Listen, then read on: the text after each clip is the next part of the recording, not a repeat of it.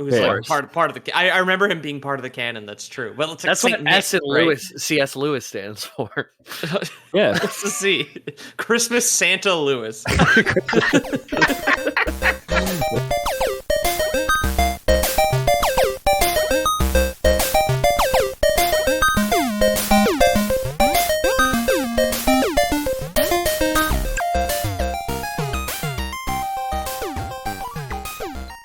Hello and welcome to Bear, Otter, and the Twink, unrelated to Lion Witch in the Wardrobe, of course. My name is James. Who else is here today? I'm the Twink, and I've been trapped in the back of a closet. I'm the Otter. I am nipple deep in the pool, but I do have an urchin on my chest, and it looks delicious. Cracking open clams. Yeah. They always look like they have so much fun doing that, huh? Oh yeah, dude! I saw a video on Instagram. I have a lot of now. My Instagram algorithms changed a bit. Transformers and muscle mommies still, but now a lot of cute animals. And I saw one where some guy had. Have you ever eaten clams or mussels or anything? Yeah, I slurped them down. Yeah, they stay. You can keep them together even when they're boiled. They've got the little cartilaginous hinge there, right? Somebody was just putting bar clam shells that still had the hinge on an otter's head, and it was just like taking them off, looking at them, seeing that they're empty, putting them in its lap, and just like stacking clams like dishes on its lap, which was very cute. They're adorable, much like cats. They're adorable for like terrifying killing machines. Yeah, yes. Are otters. Yeah. So yeah. Terrible fangs, terrible penchant for killing, and then also torturing their prey.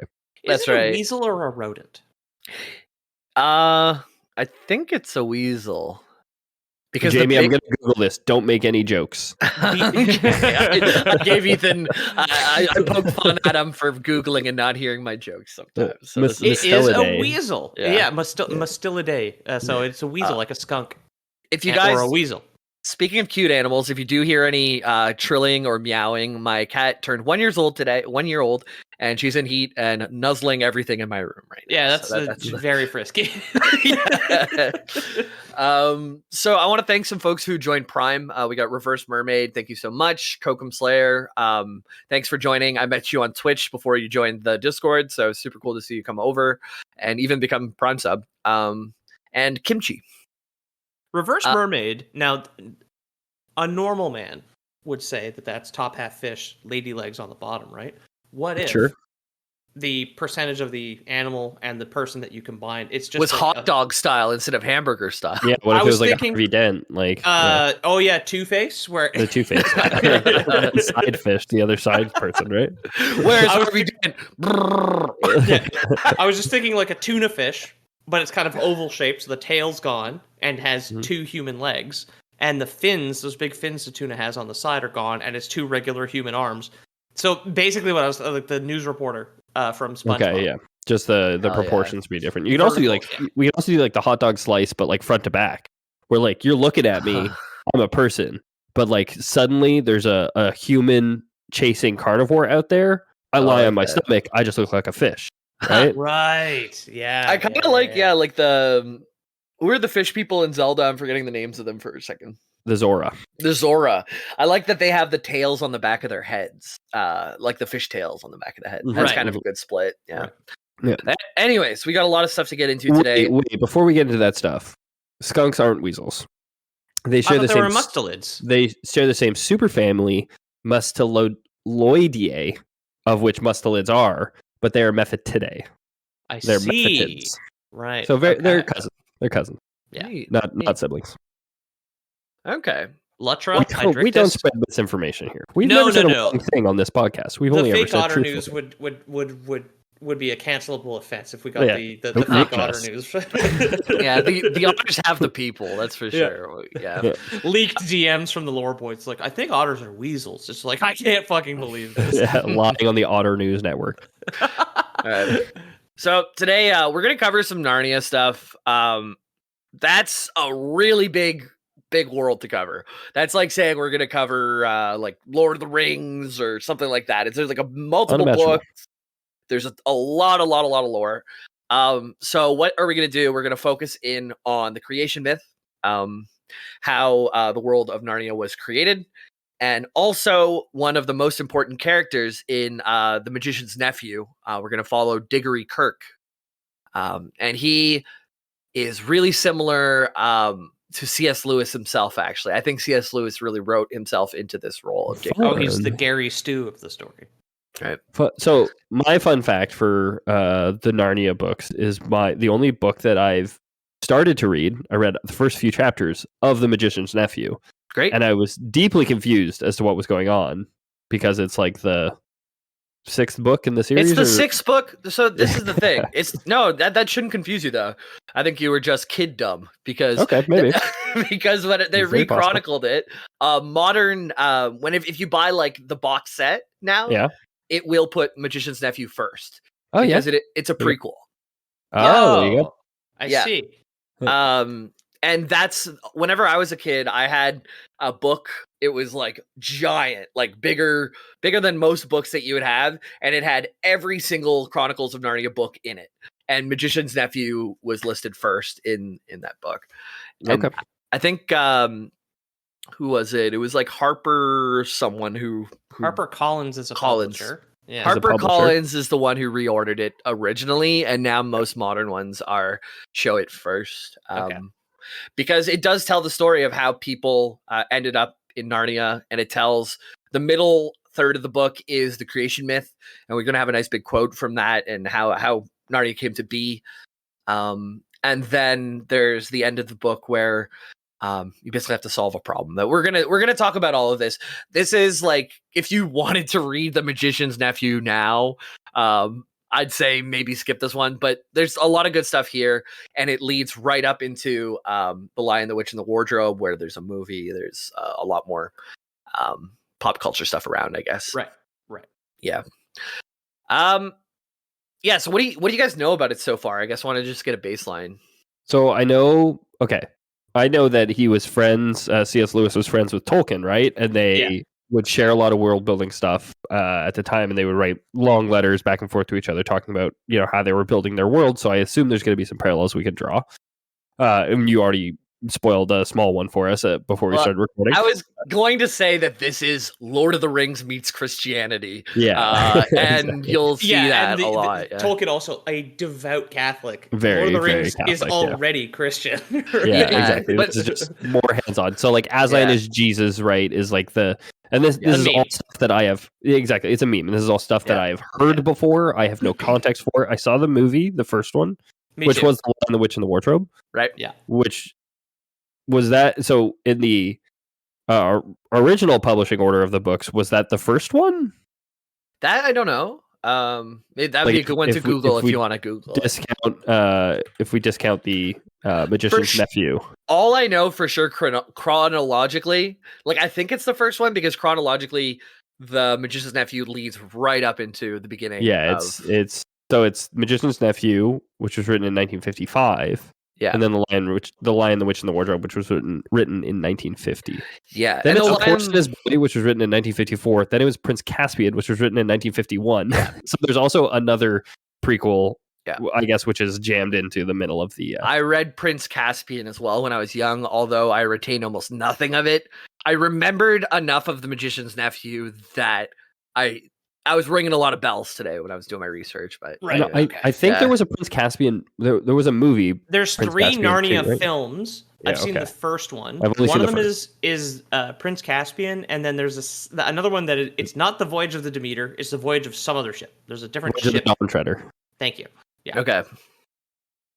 Yeah. Well, which is not the last book in the series. So I guess I don't know if the production just like ran out of money and they decided it wasn't worth it, or if there is like a decent end point there. Obviously, we're not going to talk about that today, but I'm kind of glad though, because that means you guys don't know a ton about Magician's Nephew. You started to read it, so there might be, like me, you might remember some of these scenes, but I read, I think, the first chapter.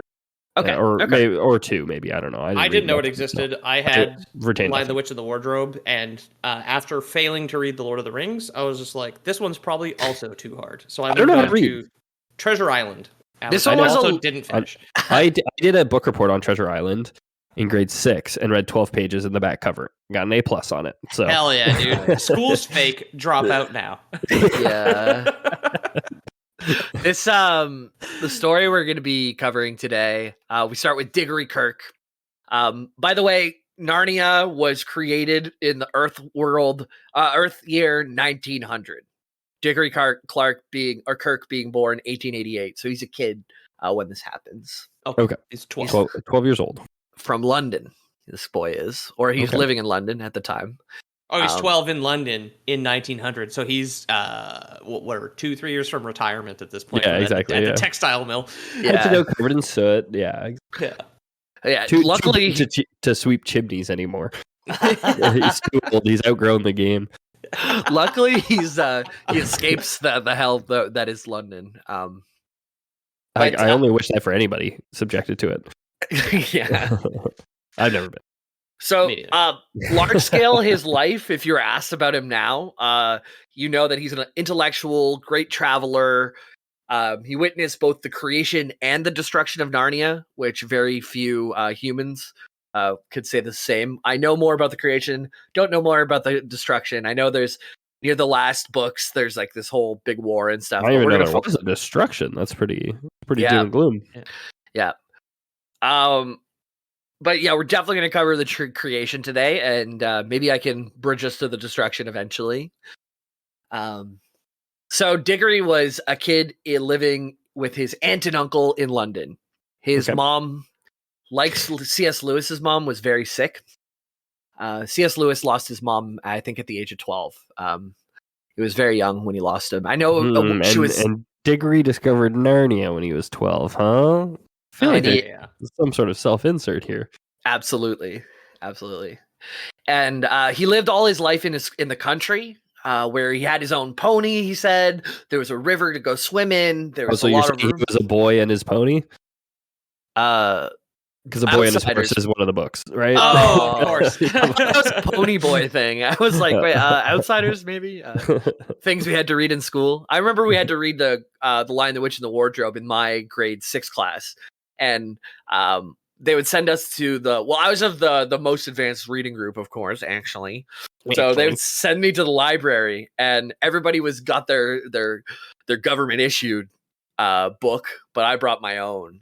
And it had nice. It had all the books in it. So they'd be like, turn to page 161. I'd be like, well, what chapter is that? I have my own book. Fucking loser. We did A Wrinkle in Time in my 6th grade English class. I don't remember what we read in grade 6, honestly. We did A Wrinkle in Time. I remember the oxygen mask flowers is a thing I still remember. Like, they ride a unicorn into space and can breathe through a flower, which is fucking insane. Right. So Diggory... go ahead. No, I was going to talk about our grade 6. I'm trying to figure out what book I read. Diggory, he was presumably to wealthy parents because they had a nice big place in the countryside. But this all came to a crash when his mom became ill with a chronic disease. C.S. Lewis's mom had cancer, so we can kind of assume that it's the same thing. It's a children's book, so maybe he didn't want to write the big C in there. But and his father kind of C.S. Lewis's father became really distracted and never really recovered from the loss of his mother. I like the idea that he's censoring the disease out of this book when he's writing it in the 50s, where you've got motherfucking Roald Dahl out there writing about children dying in industrial accidents in a candy factory. I mean, when did they start calling it cancer, I guess, right? Yeah, and not like the consumption, like tuberculosis or whatever. C.S. Lewis is not as old as Diggory Clark. Like, C.S. Lewis was born in 1898, so he was born 10 years after Diggory Clark was, right? So yeah. Regardless, even I kind of like just saying chronic disease even in a comedy podcast because it doesn't evoke feelings from people who have lost family members. Old two dad Pete over here, huh? Not even thinking about my dad, huh? Who died of the big C, the big cancer. True. Come on, Peter. Come on. True. Yeah. This guy, he's got 2 parents. He loves to flaunt it. He loves to be like, just talk about it on a comedy podcast. Having parents. Yeah. Having parents is easy, says Peter.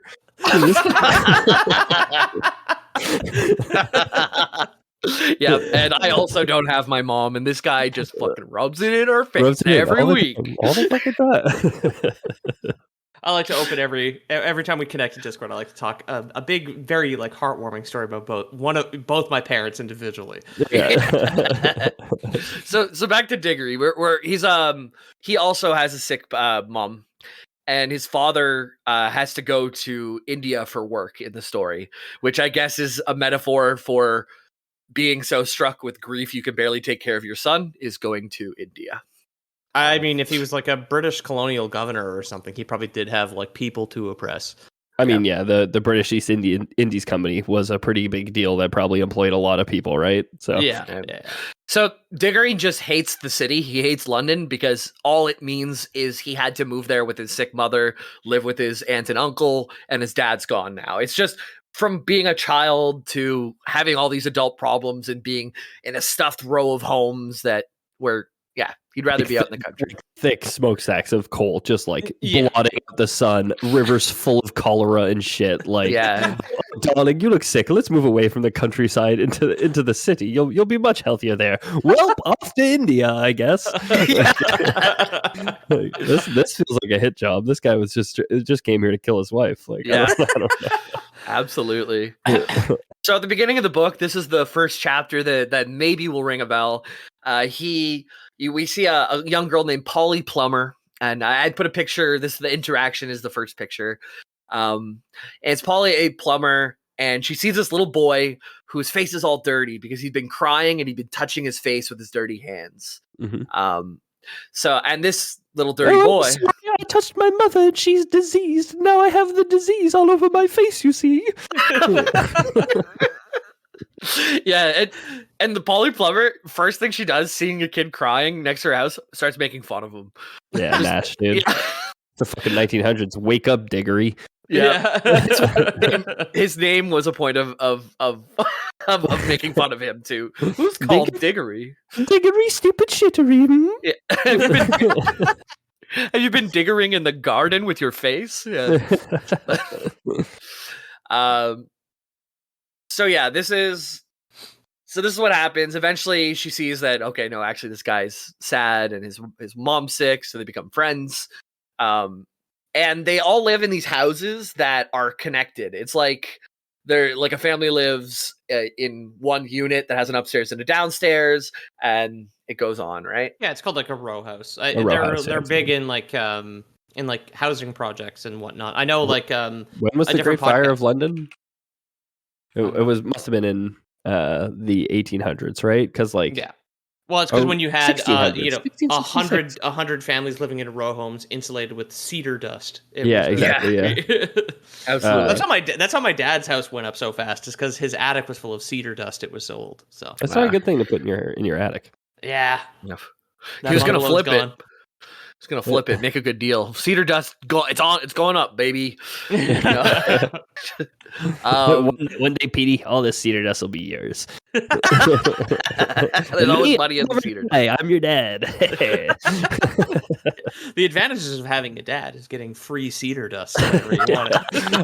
every time he comes over, he just hands you a pocket full of cedar dust. Yeah, it's like Shawshank. You said something nice, huh? Only dust I got from my mom was the urn. Jeez. Oh no. Which we scattered in a very beautiful place. But anyways, in the midst of getting to know his new friend Polly, he finds out that in the attic of all these roof homes, they're connected. So you could travel from one home to another just by like squeezing yourself up in this crawl space, and you could go through the top of everybody's house and drop into another person's house. Okay. So they did the math. They're like, we want to go to our next door house and we'll figure it out. They took half a candle and they avoided the cedar dust. And they started the second Great Fire of London. Oh, fuck. Get out of here, horny cat. Oh, horny cat alert. Go. Horny cat alert. All right. So yeah, they go through all of the attic and they pop out. After they did their math, they figured out how to come out to the second house after how many paces or whatever. And they're in what looks like a secret laboratory or like a magician's office. It's like, this is magician's nephew. Diggory will be the magician's nephew because he found out his uncle Andrew is been tinkering. He's like an alchemist. And at first, Andrew scolds them for finding his secret lab. because he comes upon them. He's like stuffing a bunch of gay porn into a closet. He's like, "You found my alchemy materials. Oh no, you shouldn't have done this." 1900s England, it wasn't good. Just a bunch of beakers. He's like, "Oh no, my alchemy. This is just oh no." Yeah. And then they see two rings. The ring is actually the last photo that I showed you, but there's a yellow ring and a green ring. Mm-hmm. Yeah, and they're just sitting on a two rings to rule them all. Yes, so that's another thing that C.S. Lewis and Lord of the Rings guy Tolkien will have in common is there's rings. Lord of the Rings guy. Well, this guy, his love of rings. Yep. So at first he scolds them, but then he says, "Oh, actually, Polly, would you like this yellow ring?" And she's like, "Absolutely." She'd been staring at it the whole time, right? And as she approaches this is a tricky uncle. This is a bad guy, by the way, but for doing this. He's a magician. Oh, you can't trust him. No, yeah. And he goes, he gestures to it. She walks over it. She feels a hum in her ears as she gets closer and closer to this ring. And as she picks up and puts on the yellow ring, she vanishes from existence. Okay. And now the uncle says, "Oh, it worked. It worked." And he finds out, or he tells the boy that he made her transport to a different dimension. And from that dimension, she can't get back because she needs the green ring to get back. And then he twirls his mustache and he grabs like another woman out of the closet in a big sack that he's going to tie to some railroad tracks, presumably, right? Absolutely. He's got a stovepipe hat and his cloak. He's just like, yeah, exactly. Yeah. So the uncle says, "Well, now, Diggory, if you want to save your friend, you're going to have to follow her." And I don't know. Actually, now that I think of it, she had the yellow ring. So I think she touched it and she vanished and went into it, but the yellow ring still was there. So he took the yellow ring, went and followed after her, with holding the green ring as well to come bring her back. Okay, this is the plan. We got a horny cat, folks. Yeah, sorry, she's caught. I'm gonna lock her out as soon as I can stand up from my chair. She's got in trouble. Yeah, she's like hitting my mic and stuff. Or a cold shower. Yeah, jeez Louise. How do you think of baseball? Yeah. So the evil Uncle Andrew sends him in. And this is where we get to the wood between worlds, which is the next picture after Polly and stuff. Great name for a place, honestly. Yeah. This is the coolest thing. I remember reading about this as a kid and like my imagination just going wild. And I was young enough too that I was like kind of tying it to Mario 64 paintings, which is what these pools are really like. Okay. Oh, cool. Okay. So he comes out of from our universe's pool, and he looks around and there's no one there. Fun fact: the only things that might actually live there are probably guinea pigs, because Andrew would send guinea pigs into the other world first, but realized as his test subjects. Oh, that's very cute. But they didn't know how to get back because they couldn't green. So that's why he sent a human child, his neighbor's kid. I mean, this is very very turn of the 20th century science, right? Like, oh, you found a boy? Yeah, just get him to do it. Like, these are children, they're expendable. Go nuts, kids. Like, yeah. So yeah, he wakes up. It's weird though, because he feels like he's not standing, not sitting on his whole journey there. And then he realizes in water, but he gets out, but he's not wet. It's all very like, it's hard to hold on to any of these feelings. Yeah, exactly. Not, right. Yeah. Well, he's between worlds, right? Mm-hmm. It's nonsensical. Ethereal. Yeah.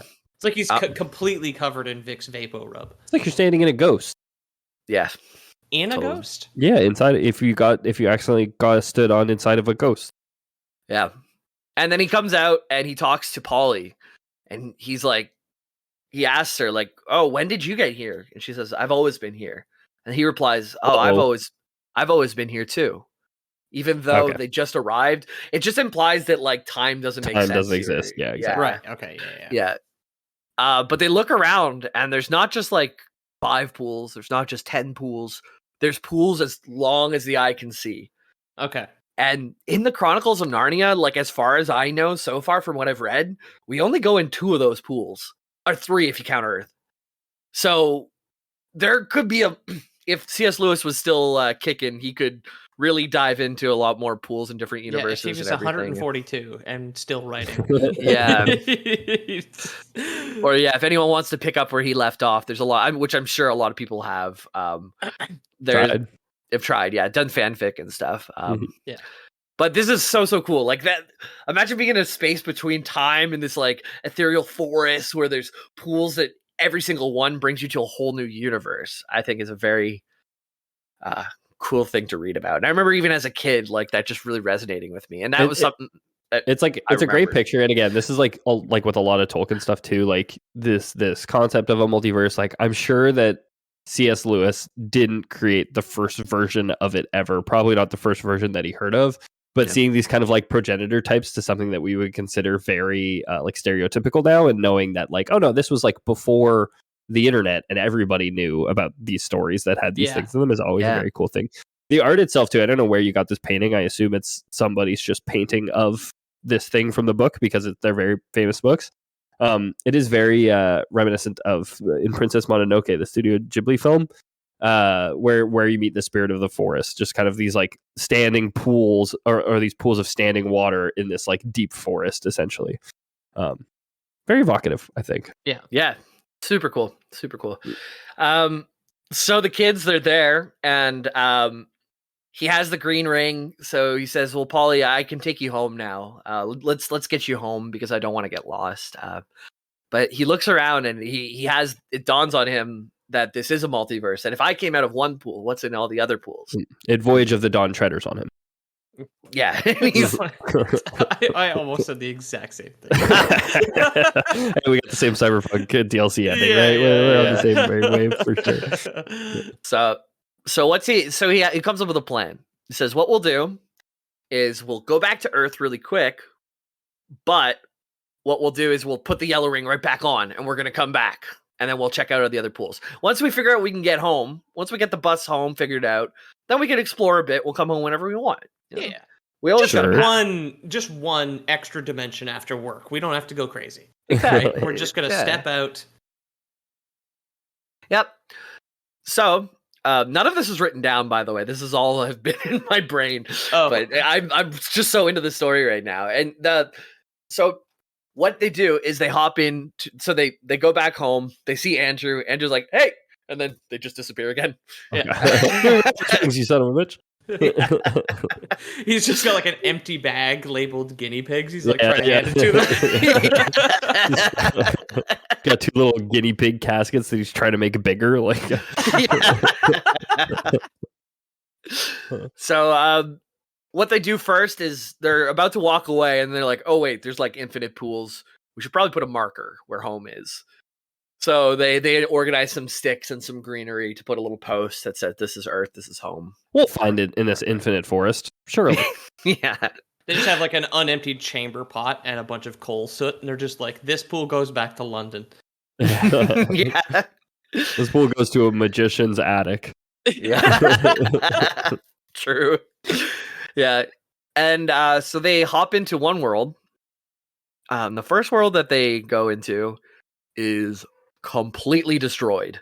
Just ashes, nothing left. All that's left is a single witch in a cage and a bell next to her that you might know as the White Witch. Her name is Jadis at this point. Okay. So this is in the future. They've witnessed the future of Narnia at some point, because I know the White Witch. She comes from another world. They're gonna lose her. This is Ethan's on the right track. This is Charn, a destroyed world by Jadis, and she let me tell you the story of Jadis. Oh, please, I'm reformed. You can let me out. Ring the bell. Let me out. I won't do this to another world. I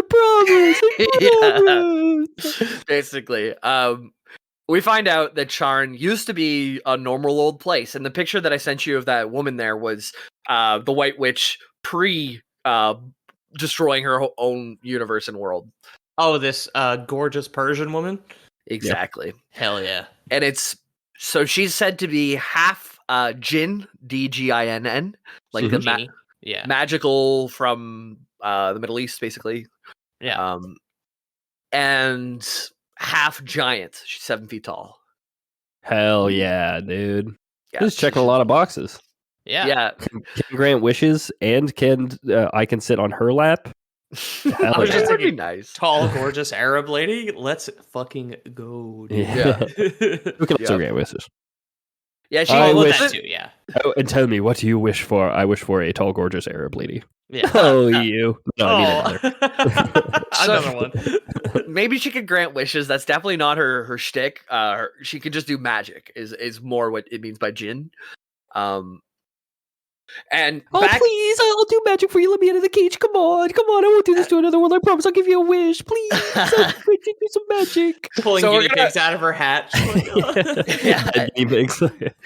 Let's turn back time like millennia in Charn for a second. Okay. She's still a princess. She has a beautiful sister. She has a family that is a royal family. Civilization is going well. Everyone has everything they'd ever want. Civilization is going well. Completely undestroyed at this time.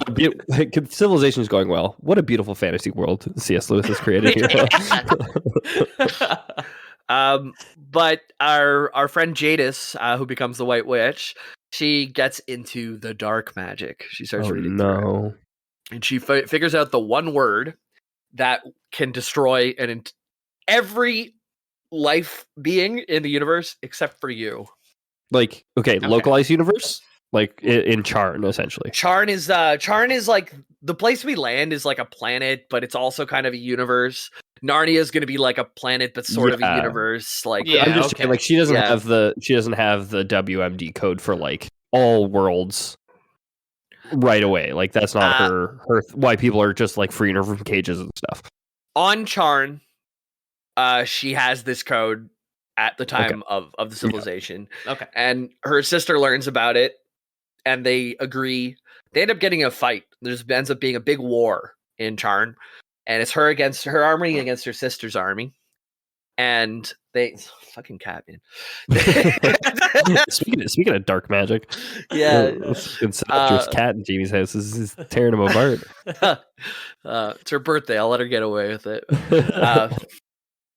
So the sisters are fighting, but they know about this like WMD, this word that destroys everyone except yourself. And at the end of the day, we're still sisters. We don't want to kill each other. We don't want to kill everything. What's it all for if we kill everything? Kill everyone else in the universe except for you, sister. So I won't use the word. Yeah. So they basically they swear, they shake hands. Let's never say that word. We're going to leave magic out of it. We're going to fight this with men. We're going to use their lives. Yeah, of course. And remember, no cussing. Yeah. So what they end up doing is the sister of Jadis ends up actually really winning the war. She's pushing the front all the way up to Jadis's front step. Hey, but remember, we promised not to use those WMDs, huh? Remember. Yeah. I'm going to crush you in the war and threaten all your power. Let's remember not to use the word, huh? Jadis waits until her very last man falls and then obviously says the word. She just points at a guy on the battlefield. She's just like, I'm gonna say it. And he's and he's like, Narnia. Yeah. This is pretty amazing though. That like this is I guess this is like the start, like the early rumblings of the Cold War, right? When Lewis was writing this in 1955. Yeah. So like this is very early Cold War essentially, but very much a cautionary tale about how that would end if you invade Russia, right? Or the USSR. Except it's not just Putin left at the end. Yeah. It's not just Biden or whoever. Yeah. Biden in a cage ringing a bell. Yeah, let me out, Jack. I won't say it. So, that's the story. And in her last moments, her sister's last moments, she imprisons her sister.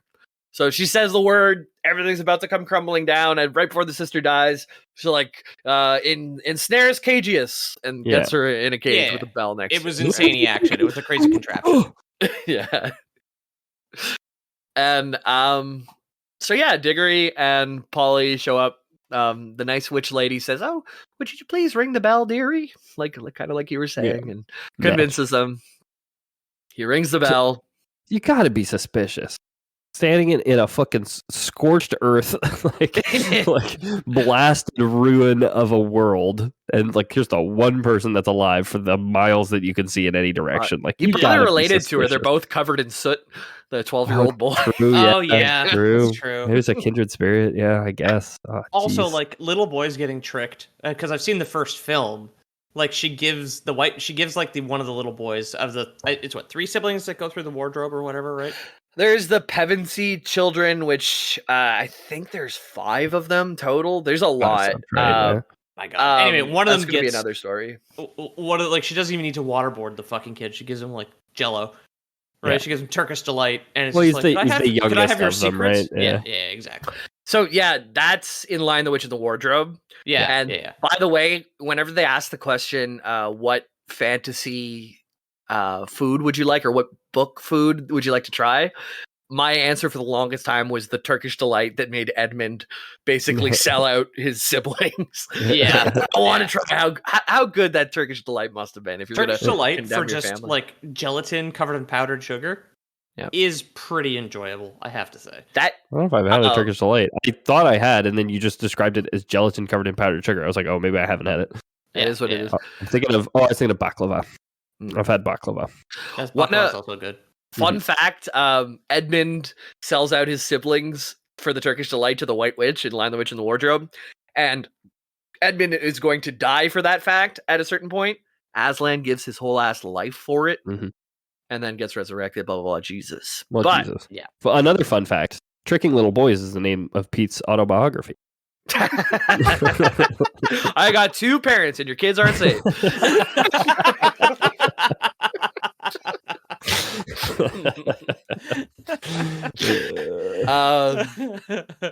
Yeah, so rang the bell, released Charn's former empress and his destroyer, Jadis, who became the White Witch. And after they released her, they try to escape via the ring, go back to the wood.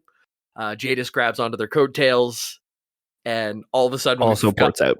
Yeah, all of a sudden we've got a witch in London. And from there, I think it's a good time to take our break. Hey, so welcome back. Bear Otter and the Twink here, and we left off with a wicked witch following 2 children back to London, ending up in Andrew's study. And Jadis, what she does best is cause a good deal of commotion. She's notably much paler, thinner, less strong in this world. This is not her native land, so she's a little bit weaker. Not her traditional milieu. Yeah. So she's not able to... We do know that the color of the sun affects immigrants or whatever happens with Superman, right? Exactly. Yeah, and she's not able to like blow up the world, but she's able to cause some hijinks. Oh, okay. Yeah. Sure. I mean, I'd be able to blow up the world, but what if? Well, she needs to get the kill code for London, right? Yeah, I cursed you to have boils on your legs. Yeah, and a mailman just falls over and grows bubbles on his legs. And... Oh, I got some boils on my legs. Oh no, will you be able to finish your mail route? Yeah, I think so. It's just a little uncomfortable. Rain or shine. Laying on the ground, someone throws their latrine bucket out the window on him. Rain or shine? They didn't say rain of what? Yeah, that's true. Boils or frogs. Pus or pee-pee or poo-poo. The biblical plagues. Still get your mail. Yeah. Neither rain nor shine nor sleet nor biblical plagues. That's the credo of the U.S. Postal Service. Yes. I haven't read this in a long time. I know that she like uproots a lamppost and like throws it at someone like a javelin. Yeah. Other than that, I picture like a gorilla throwing a log. Oh, throwing it sideways. Okay. You know, it's still doing a lot of damage. Lamppost. Yep. Yeah, you could take out multiple guys like bowling pins with that. Yeah, yep. And they would obviously make the comedy bowling pin noise. Yeah. All the bobbies that get knocked over, like. I assume she tries to like steal the heart of like a young, pretty woman that she finds. Does she turn out to be Jack the Ripper, killing all these like young, pretty prostitutes to steal their youth and vigor? She could be. Just typical witch stuff, right? Does she like blight local farmer's. Yeah, I was gonna kill somebody's crops. For 1 year, one specific farmer's crops fail that 1 year, and it's her fault. Go to the post office and switch all the letters around. Yep. Yeah, Yep. like the Grinch. Well, he was a witch when you think about it, right? Yeah, he is. Yeah, I think the Yeah, Puritan familiar. news. Oh, you Max guys the just dog. got a parallel. It's canon that Christmas does not exist in the witch's reign. Witch's reign. Oh, so Grinch is the kill code for the universe. So she stole Christmas, and then it was just a blasted wasteland, and she was put in a cage by the last surviving Who's.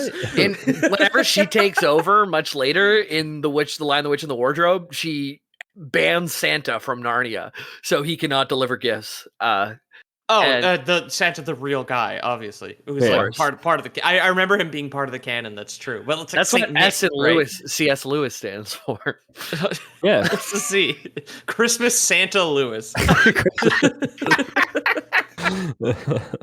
Oh, by the way, do you guys know what C.S. Lewis? The first name he used to go by? Christmas. No, I just said it. Jack. Okay. Because he had a really terrible childhood. He was friends with Joe Biden after Joe Biden failed to kill his sister. Yeah. They totally put her in a cage.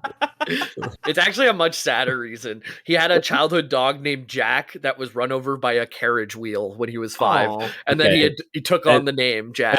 His parents were like, I wish it were you, so we're going to call you Jack.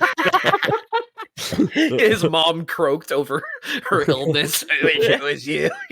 It's like Tony Soprano's mother in the hospital bed, just like this miserable old battle axe. Right. So all this hijinks is happening. She runs over a dog in a carriage. The witch is doing all this stuff in London that is bad. Yeah. Sure, yeah. Starting just panic fires, on the streets. pooping in the river. Oh no, wait, everyone was pooping in the river. Probably exploiting workers. Oh no, wait, everyone was exploiting workers. Probably abusing children. Oh no, gosh, everyone was abusing children. Probably Spreading not giving disease. women equal rights. Oh, spreading disease. Yeah, no, wait, everyone was doing those things. That. What would be an evil thing to do in 1900s London? This is a tough one, huh? Vote. Manifest destiny in places. Oh yeah, if she tried to vote, then that'd be pretty evil in 1900s London. Yeah. So the kids needed a plan.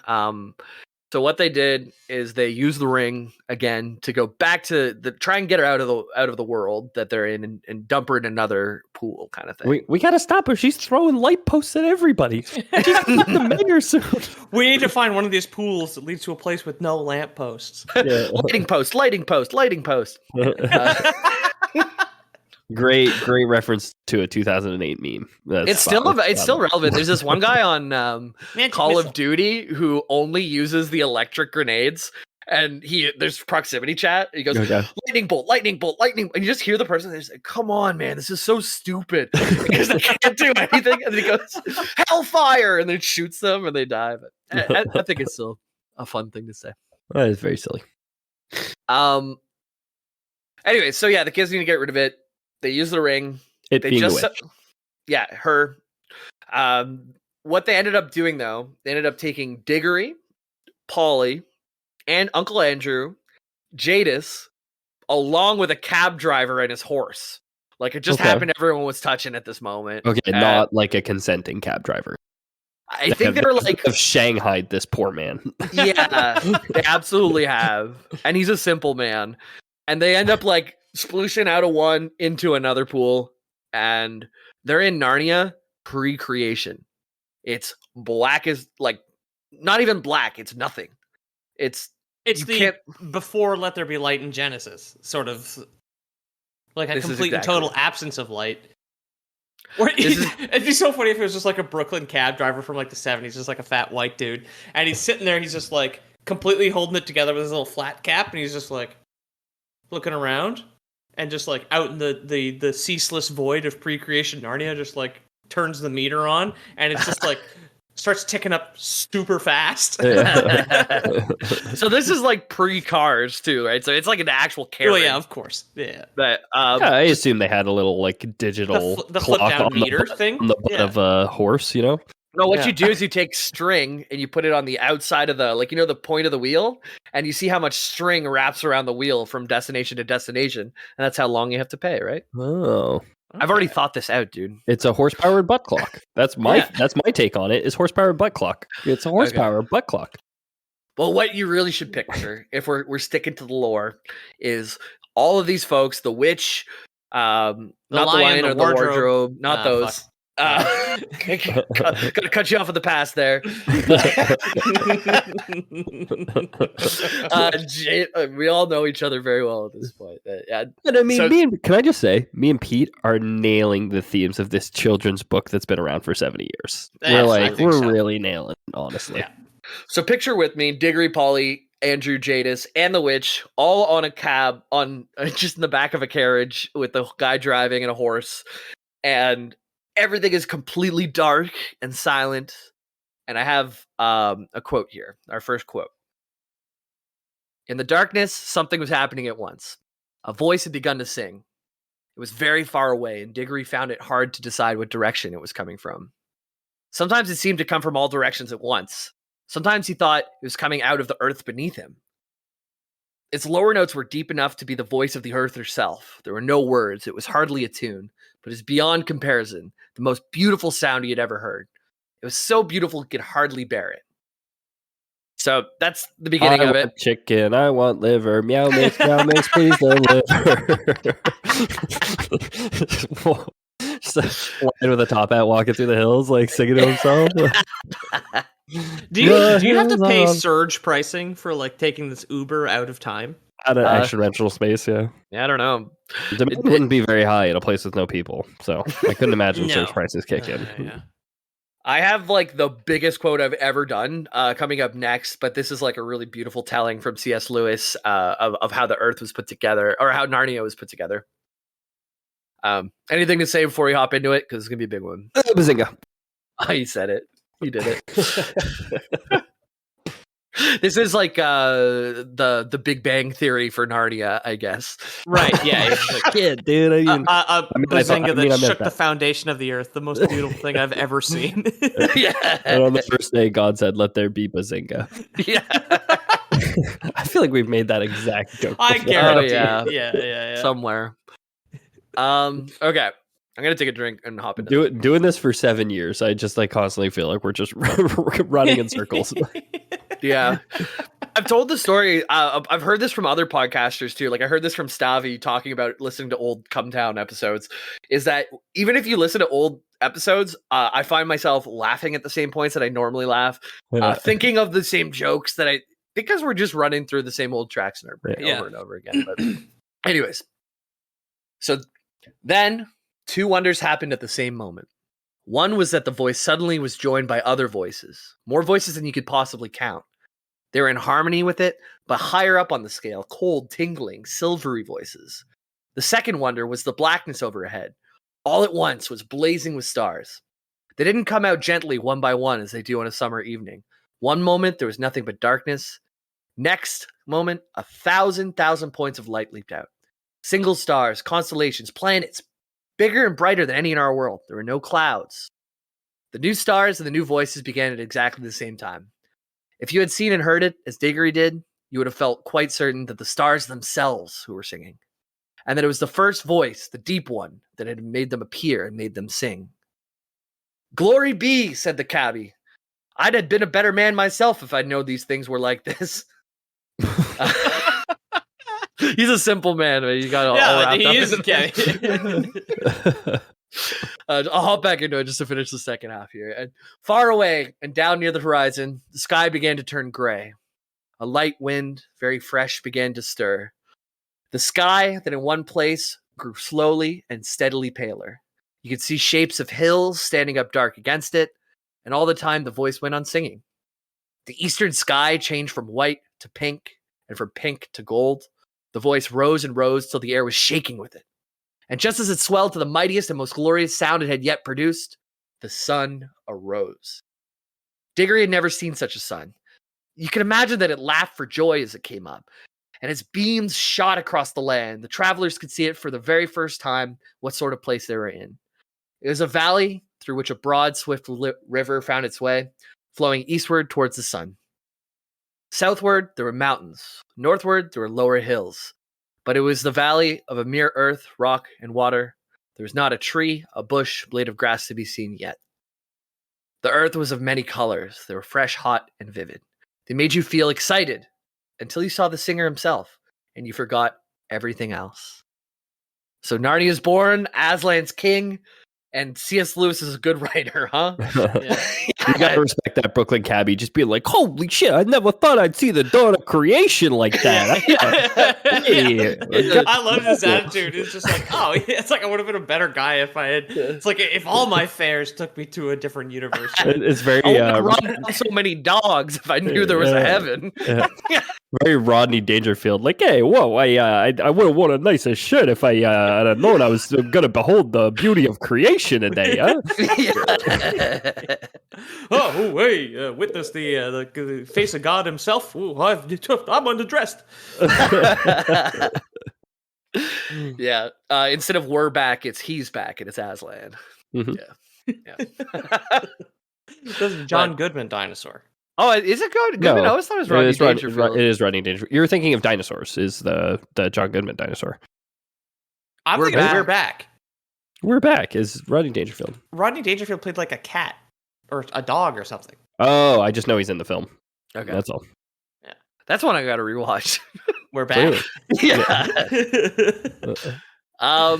So the creation happens. Some time passes. Jadis, she scurries away in Narnia. She goes and finds like the most northernmost, well, eventually she gets north. Right now she's hiding. Sorry.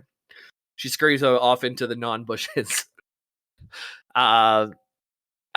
Bushes and everything will start to grow. There are forests. There's Ents. There's many magical creatures that end up being home to Narnia. She goes and huddles behind like a bright pink placeholder sprite for a bush. Yeah, like error text. Yeah, she's hiding behind an Ent who's T-posing. Like, and that stands for tree. Yeah, tree posing. Tree posing. Nash. Yeah. So Aslan, he was happy. Like, creation just happened. Vibes are good, but Diggory also brought a great evil, someone who could potentially destroy the entire universe of Narnia, just as it's created, but she's weaker in other universes, right? So she'll have to take some time to build up her strength. Right. And she's hiding. So Aslan sends him on a journey to help protect the land from her. We can do some things to make sure the witch can't do her bad magic. Yeah, me, God. Oh, thankfully they have a 12-year-old to recruit. Absolutely. But it's he caused the problem, so he was gonna fix it. Right. Okay. That seems like a very God thing to do, right? And he probably knows the outcome already, but saying he caused the problem is a little bit much for God too, right? Like, yeah. Come on, buddy. Really? Like, you're gonna blame this 12-year-old boy for everything that happened? I feel like the uncle should take responsibility. The fucking magician should probably step up now, right? Yeah, and be like, exactly. Hey, God, yeah. Look, I really just wanted to get out of here, but I do think I had a small part to play in this, in tricking him and taking the ring in the first place, and then also not helping him clean up the witch in an effective way. Yeah, so you're not transporting any fruits, vegetables, or evil witches across the border, are you? With your magical passport rings? Like, nope. Hey, Diggory, I'm gonna need you to shove this magical witch way up your backside, okay? I just realized that's really funny to picture, like, Diggory talking to this great, majestic lion who's like a deity, and his uncle hiding behind the carriage behind. Yeah. Very funny. Yeah, so Aslan says, what you gotta do? All you gotta do is there's a sacred tree that I know it exists in this world. I created it. And if you go and get a fruit from this tree, you bring it back to me. We're going to plant it together. And this will protect Narnia for centuries to come, which exactly ends up being 898 years until she does come back. But it'll fend her off for a little while. Okay. That's a good healthy tree. What's the oldest tree? What do you guys think is the oldest tree is? It's named after the oldest guy in the Bible, and Methuselah. Yeah, and it's like it's like an olive tree, eh? It's like 2,000 or 3,000 years old. Yeah, I think. Yeah. Great Basin bristlecone pine, known as Methuselah. 4,853. Holy shit. Even longer. That's wow. fucking old, man. It's older than Aslan, or our own Aslan. Jesus. Older than the pyramids. Older than the pyramids. That's almost 5,000 years old. God, imagine if we were 147 years old, or imagine we were born 147 years later, and we could have gone to this tree's 5,000th birthday. Cool. It'd be fucking wild. Yeah. Man. At least we got to banger. Super Bowl 100, right? We didn't. Yeah. We're not even close. Are we not? Do we see 50? Yeah, we've seen 50. It was Okay. 50 Yeah, I think, good 2 enough. or 3 years ago. I don't remember which one it was this past year, but I we'll have be no idea. we'll be lucky to make it to 50, or we'll be lucky to make it to 100, but it's possible we'll make it to 100. Mhm. I mean, we'll be lucky if the NFL just collapses in on itself and it stops. It ceases being an organization, of course. But 2024 is 58. So Okay. we can absolutely host a rager of a Super Bowl 5,000 party for that tree. Speaking of our minds going on the same track, I'm sure the only reason I knew the name of that tree is that we've talked about it on the podcast before. Probably. Maybe. Yeah. Probably. Oh no, it might have been at that. Oh, never mind. we did do bar trivia. That's what But I'm Pete- thinking, but I think it was the What's oldest person in the Bible. is Yeah. named Yeah. Methuselah. Pete did school us on that. We're confounded. I'm confounded. Jamie and I are even. Yeah. Okay, Megan. so he has to go all the way to the Garden of Youth to find a magic tree to get an apple that he can plant. There's an apple. It's very This godly. story sounds familiar. Yeah, and he gets there, and there happens to be a snake there who already snake? ate an apple. Named Jadis. So the witch had made it there first, Okay, and she ate an apple, made her immortal. Dang. good for her. And she's looking at the young boy, and she says, "You see that apple you just took? What if you were to eat it, and you could become immortal, just like me?" Why not? But he wasn't buying it. Not really compelling enough. After all, why shouldn't I take it? Yeah. And then she says, which was really compelling to me and would have been compelling to C.S. Lewis, what if you brought this apple home and you saved your mother?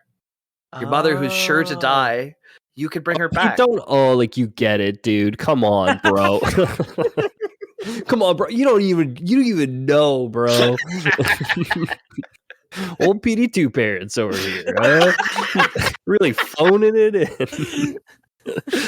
Right? And then think of C.S. Lewis in that moment, though, like writing this and like him being able to put himself in his shoes. And like, even if you have both your parents, maybe you could imagine what being sad one day is like. But That's true, yes.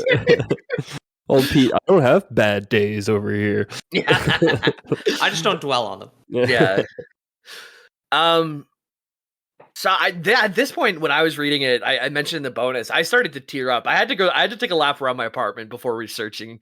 Like I had to be like, I was taking it in a lot. Just like the whole thing about It's just there, like, did you just need an apple? yeah. We had them in the fridge. Fuck.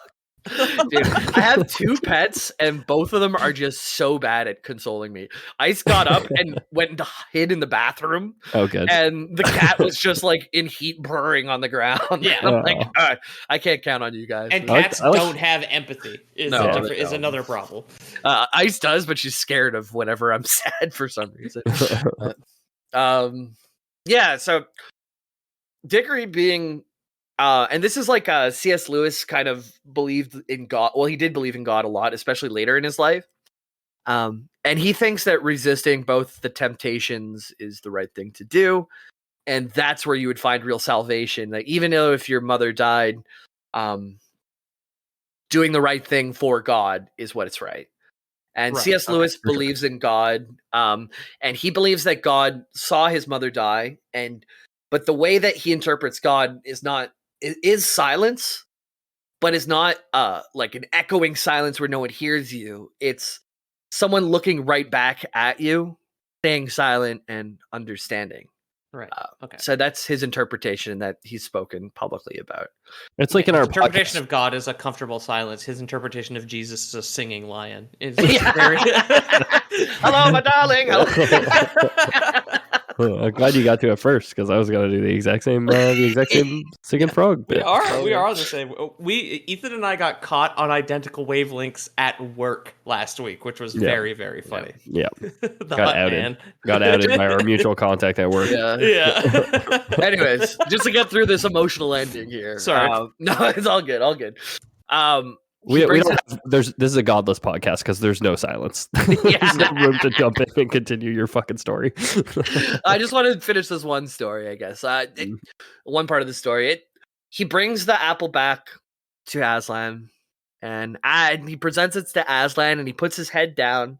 He kneels, and he gives the apple that he's going to plant to save Narnia, this newly created universe, instead of saving himself or his mother, who he cared so deeply about. And he looks up, and there's tears in Aslan's eyes, mirroring him. So Aslan felt all the pain that he did for his mother, but what Aslan did is they dug the hole, he planted the tree, they saved Narnia for the foreseeable future, and Aslan pulled out 898 years. Yep, and Aslan pulled out another fruit and gave it to him and said, "Take it to your mother." So by fully submitting to God is how he truly saved his mother.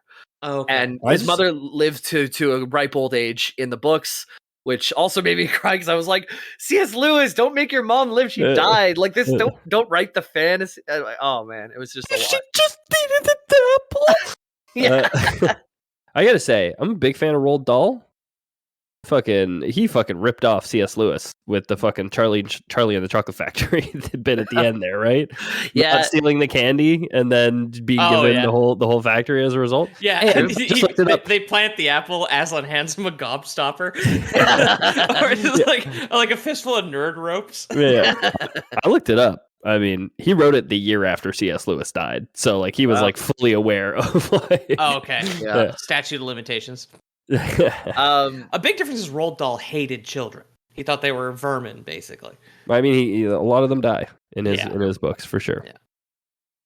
So this whole thing choked me up, but it was at knowing the C.S. Lewis, like even though I read this book as a kid, like and a whole other layer too is like I remember reading this like when I was living with my mother really young, and like so this is all very emotional, and then knowing C.S. Lewis's experience on top of that, but it's very cool. And another thing that ties us into the next book is when the fruit was eaten to his core by his mother, Diggory took the core and planted it in its yard. And the tree grew just as well as its sister tree in Narnia. And sometimes it would blow in the wind when there was no wind, at least on Earth, but it was mirroring its sister tree in Narnia. Cool. And the tree was eventually blown down, but the wood was used to create a wardrobe. The wardrobe. Oh. So this is how the next generation. I was almost like the boat. Well, it could have been integrated into part of the hull, that like a mast or something. That does still make sense, right? The tree was cut down to make the horse and a boy. Yeah, I get it. Prince Caspian. Look, it confused me 25 years ago. Apparently, it's still confusing me. Yeah. Well, it's a nice ending, and it leads nicely into the next book. Diggory's going to be older in the next book. We're going to follow the Pevensey kids and how they kind of stumble in. And this is when the witch is on the return, basically. And then we get the whole Lion, the Witch, and the Wardrobe. There's 7 ages to Narnia, and I think this covers like one of them. Okay. So there's a lot more. C.S. Lewis didn't name them ages, but fans since have kind of broken it down into to milestone markers. Cool. Yeah. Great episode. Great. What fun. I hope you had fun, listener. And I hope you had so much fun that you're going to smash a 5 million star review for us and tell your friends and write out a review and talk about how great we are and how pretty we are. Thanks so much for listening. Honestly, it means the worlds to us, the forest of infinite worlds to us. Really. Thanks so much. Jimbo, do you want to talk about the Discord and your twitch.tv/loreboysjames? I actually don't. Peter, what do you got? At Loreboys Podcast on Instagram. Drop us a follow. Like some pictures. Come say hi. Always appreciate it. Mm-hmm. Last chance, Jimbo. No? I don't want to. I'm done. If you want to support the show, we do have a Patreon, patreon.com/ Was the episode done? The Lore Boys? Yep. Yeah. Oh, okay. Yeah. That's why we're doing this part. No, I know. I was Beating? looking at pictures of Diggory Kirk on Google Images. Pete's Googling Diggory Dick. Forgot the episode ended. Oh, fuck. Thanks so much for listening. If you want to support the show, we do have a Patreon, patreon.com/ the Lore Boys, where you can get some bonus content for us. We're looking at doing short form video content, maybe long form video content in the near future. We're still figuring out the technical side of that kind of stuff, but you guys incentivizing us by showing us that you care, all our patrons, really, really does mean the world, and it's why we put in the extra effort despite having full-time jobs and also families and pets in heat and also pets that hate to cry. And Jamie spends a lot of time crying while editing the podcast. So this is our first one, man. I gotta say, usually the podcast doesn't hit as hard as it does, but C.S. Lewis got me. He got me. And if you don't trust Patreon, of course, we have Lore Boys Prime. We have a very special prize for everyone who signs up this week. You're going to be given a vote, a ballot, if you sign up, and we're going to be voting on which of Peter's parents to kill. Of course, so you can. I have a stepmom who's bonus as well, so it's 2+1. Well, no, yeah. So yeah, if we cross a certain threshold of subscriptions, we will also kill stretch Pete's goals stepmom. to kill Tammy. If we're counting stepmoms, then if we're counting stepmoms, I've already lost a pair. Yeah, that's not fair. And you yet have some who you wouldn't mind seeing gone. I'm sure. Jamie's the Cinderella of the podcast. He has an evil stepmother. Absolutely. Yeah.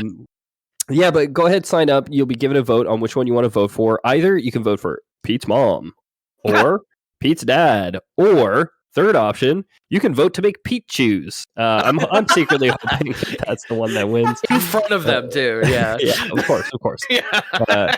Pete, I know you're thinking to yourself, like, boy, it is going to be really hard to look my parent in the face and tell them that I want them dead. But think about how special that other parent will feel when they see you choose them for life, right? Sure. Yeah, that's true. I'm sure that wouldn't traumatize either one of them forever. Yeah. We'll put both parents on each side, and we'll drop Pete in the middle, and we'll see which side he runs to. Yeah, Here, Petey. I got a pocket of cedar dust, huh, buddy? I think that would constitute a Lore Boys out.